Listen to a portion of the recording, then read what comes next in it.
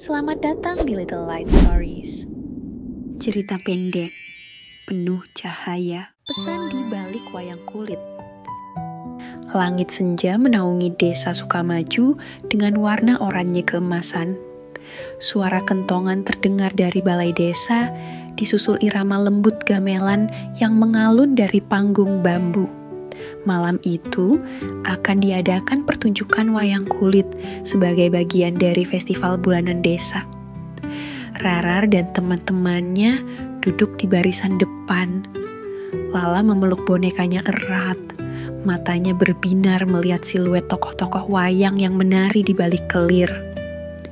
Bimo sudah mengunyah ketan serundeng sejak sebelum pertunjukan dimulai. Danu mencatat setiap adegan yang muncul, sedangkan Mira memotret dengan lensa malamnya. Pak Hadi duduk tak jauh dari mereka. Di sampingnya, dalang tua bernama Pak Rono menyiapkan wayang satu persatu. Namun yang menarik perhatian semua orang adalah satu tokoh wayang yang bentuknya tak biasa. Bukan Rama, bukan Sinta, bukan Punakawan. "Pak, itu tokoh wayang apa ya?" tanya Rara penasaran. Pak Hadi tersenyum tipis. "Itulah wayang Bayang Sukma. Hanya dimainkan di malam bulan separuh. Konon, ia tak bercerita, tapi menyampaikan pesan lewat gerakan dan bayangan." Pertunjukan dimulai. Cerita mengalir seperti biasa. Namun saat wayang Bayang Sukma muncul, suasana berubah sunyi. Tanpa suara, tokoh itu bergerak perlahan, membentuk pola-pola di layar. Mira membisik, "Itu bukan gerakan biasa, seperti simbol." Danu membuka catatannya. "Simbol-simbol ini mirip yang kita temukan di simbol kesatuan dan di ruang bawah rumah panggung waktu itu." Pak Rono berhenti sejenak dan memandangi arah Rara dan teman-temannya. Ia lalu berkata pelan, "Wayang ini hanya bicara pada mereka yang sedang mencari." Tiba-tiba, cahaya dari balik layar menyorot lurus ke arah panggung kecil di sisi kanan. Di sana terlihat kotak kayu tua dengan ukiran motif kelir. Pak Hadi bangkit dan memanggil anak-anak. "Wayang ini membimbing kalian ke pesan yang tersembunyi," katanya. Mereka membuka kotak itu bersama.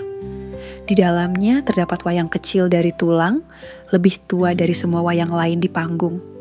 Di baliknya, terselip gulungan kulit tipis, bertuliskan aksara kuno. Danu mencoba membaca perlahan. "Yang mengenal bayangannya akan mengenal jati dirinya. Yang membaca cerminan akan menemukan cahaya." Rara menatap wayang tua itu. "Bayangan ini bukan untuk ditakuti, tapi untuk dikenali." Pak Rono mengangguk. "Setiap orang punya bayangan, tapi hanya yang berani menatapnya bisa belajar dari dalam dirinya sendiri." Bimo menelan ludah. "Jadi, maksudnya, kita semua punya sisi gelap." Lala menimpali. "Tapi kalau kita tahu sisi gelapnya, kita bisa lebih kuat ya?" Pak Hadi tersenyum bijak. "Bayangan bukan musuh, tapi bagian dari cahaya. Karena tanpa cahaya, tak ada bayangan. Dan tanpa bayangan, tak ada cerita yang lengkap." Di akhir pertunjukan, Pak Rono menyerahkan wayang tua itu kepada mereka.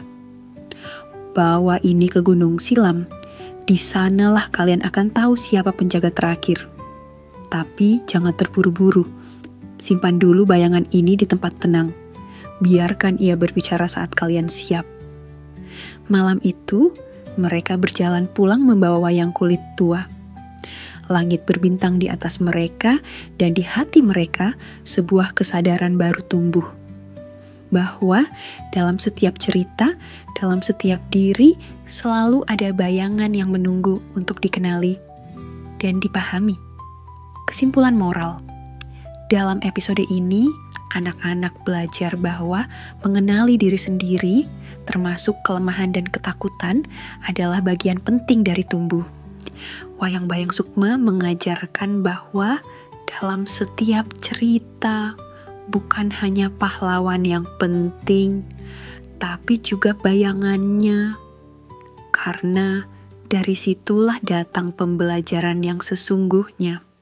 Jangan lupa like, comment, dan subscribe ya, agar lebih semangat membuat cerita-cerita yang lebih menarik.